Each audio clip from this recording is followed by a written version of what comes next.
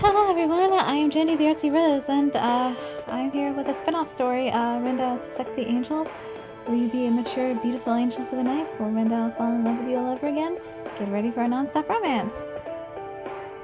I want to keep the sexy side of you all to myself. One day you learn that Rindoh prefers sexy women. He always treats you like a child, so does that mean he doesn't see you that way? Worried, you decide to show the mature, sexy side of you at the festival you go with Rindoh. Will he see you as his ideal type of girl? I'm sorry that I haven't been recording as much. I've been procrastinating, and last night I had been doing a lot of other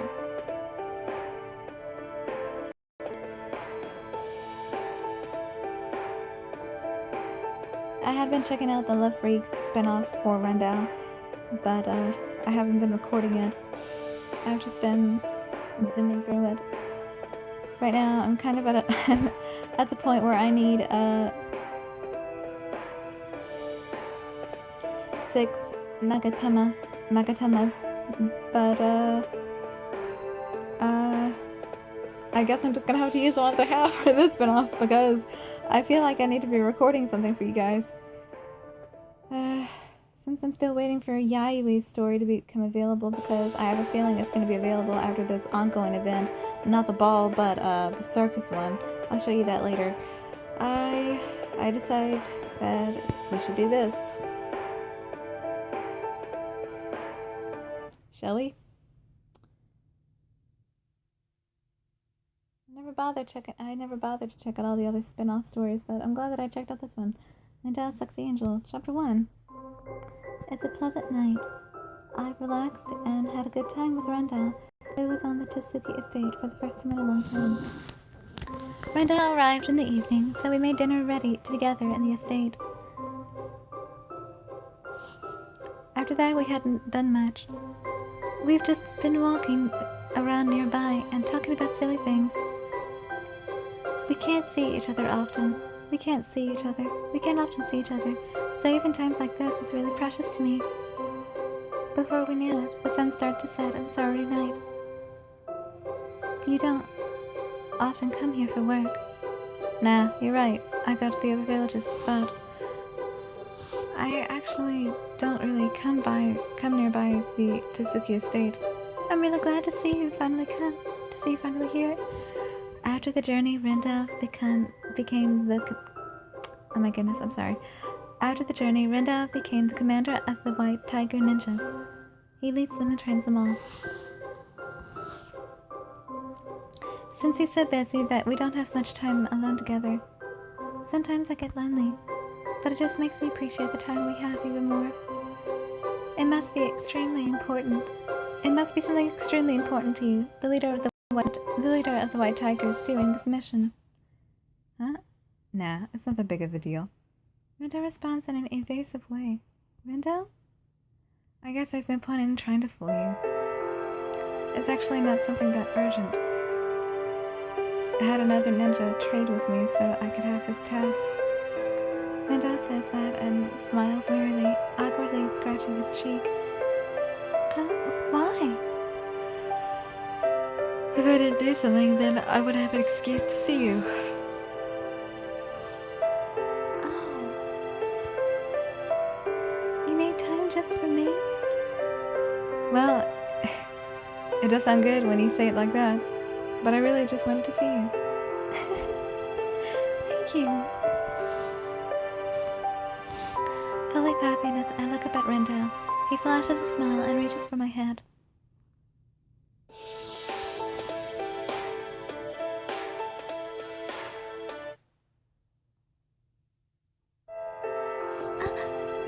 His huge palms rumple up my hair.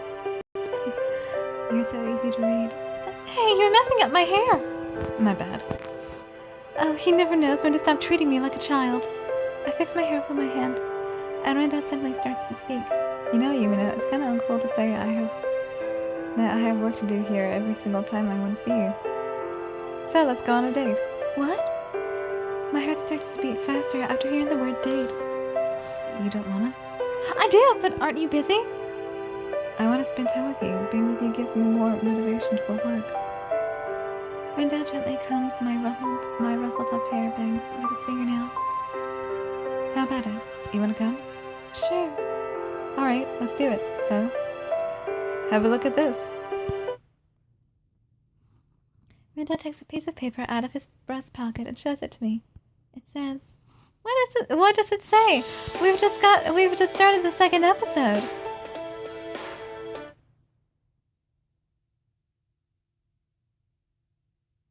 The Tenyu Angel Festival? Yeah, it's a giant festival, one of the prides of the Autumn Village. Rindoh tells me about the origin of the Tenyu Angel Festival. It's the legend of a man who fell in love with the Tenyu, an angel, who landed in the field of resurrection lilies. Once upon a time, an incredibly beautiful woman fell to earth. The man who saw her instantly became enamored with her. He didn't want her to return to heaven. The man stole her angel's remnant, which enabled her to fly, and professed his love for her, feeling guilty all the while. She eventually fell in love with him too, and the two of them raised a happy family. However, one day, when she was singing and playing with her child, she found out where her angel's remnant had been hidden away. She fretted about what to do, but in the end, she couldn't help but miss her home. She took her remnant and returned to heaven. So during the festival, we pray that the woman who love will stay by our side. The woman we love will stay by our side because of what happened in the legend. So during the festival, we pray that the women we love will stay by our side because of what happened in the legend. This is very familiar. This is very similar to another fairy tale that I heard about. I read about a story of 7 angels, swan maidens. There's another one that's similar, but with a nymph.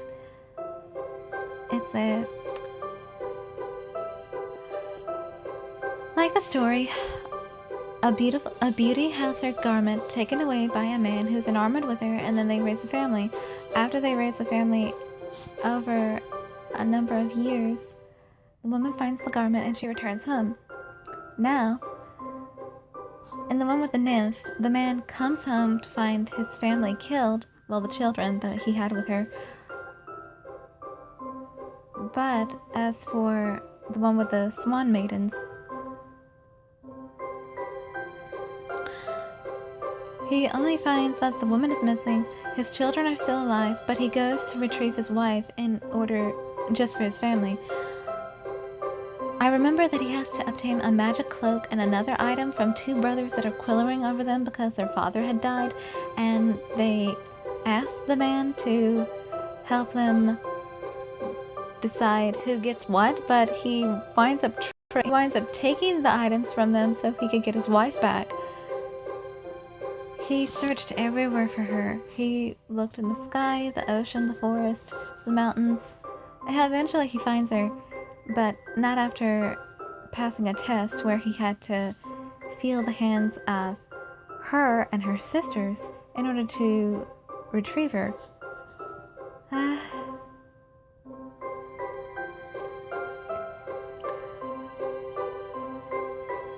He got her back when he passed when he felt the needle markings, scratches from her hands.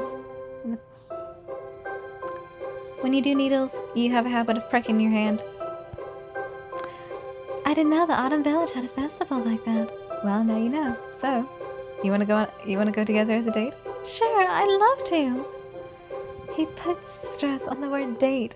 I cannot help but blush. What? Don't tell me you're embarrassed. I'm not. So that means you're happy. You're smiling, you know? Stop making fun of me. I put both of my hands on my cheeks and look away. Rindoh suddenly grabs my hand.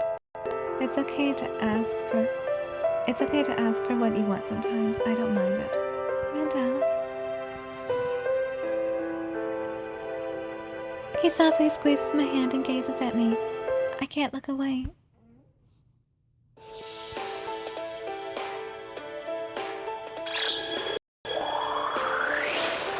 Oh, I'm sorry that I couldn't get the other parts for Shireu's story. I really tried. I tried tried to pass through that love challenge, but I just couldn't pass through it in time. That was my biggest regret this week. So I've kind of been... Shall we dating sim out? But it's really bad that I haven't been doing as much with that I haven't been doing a lot of Niflheim. I'm still on Skeletono's story, but I'm gonna try to catch up. It's always like this. I can't say anything when he stares at me. My heart always beats fast, and I can't stop looking at him. I want to get closer to him, touch him. Rindoh smiles at the side of my face, at the side of my gaze. I hear me now. He brings in his face close to mine and kisses me, as if he can see straight through my heart. It's the slightest of kisses, but my heart is loud. I can tell that you're blushing, even though it's so dark. Even though it's so dark out. I can't help it. He must know every single up and down in my heart. It's nice, but it's also a little vexing. I wish I could surprise him in some way. I hate to let you go, but it's already late. So let's go inside before you get too cold. Oh, right. Being told to go home, I start to feel sad. I still want to be with him, but if I say something selfish like that, he'll probably think I'm even more immature. You know? As I look back to the voice calling my name, he suddenly kisses me at the temple of my face, at the temple of my head. Good night, Ayumina. Good night. Just how does he know when to steal a kiss like that? He watches me go inside the house. I feel his glance on my back as I open the door and go inside. Right before I close the door, I can see Rindoh smiling and waving at me. His smile makes my heart... Instead of seeing me off with a smile, I'd rather he said he wanted me to stay. But I wonder if Rindoh would even think that about me.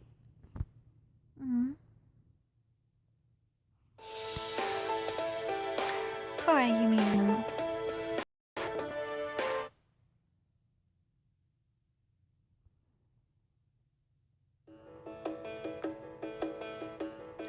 A few days I upgrade, I go to give an update to the Spring Village chieftain.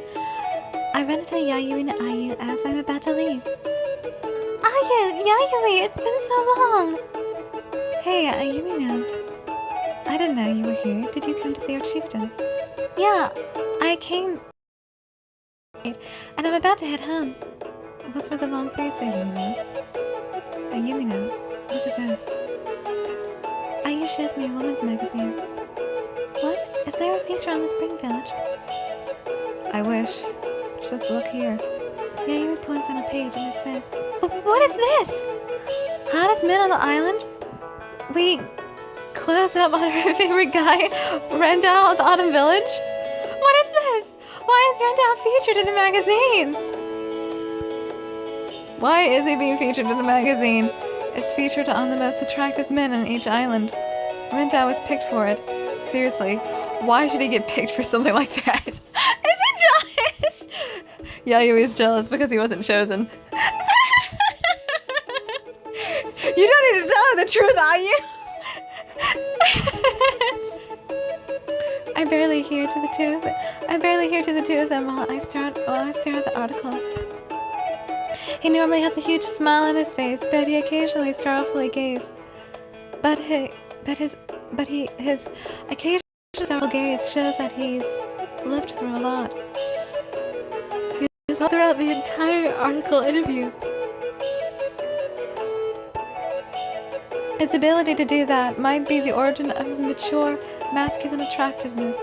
And let's see, Rindoh's ideal type of woman is sexy? I'm at a loss for words after reading that. Oh, poor Ayumi, no. Poor girl.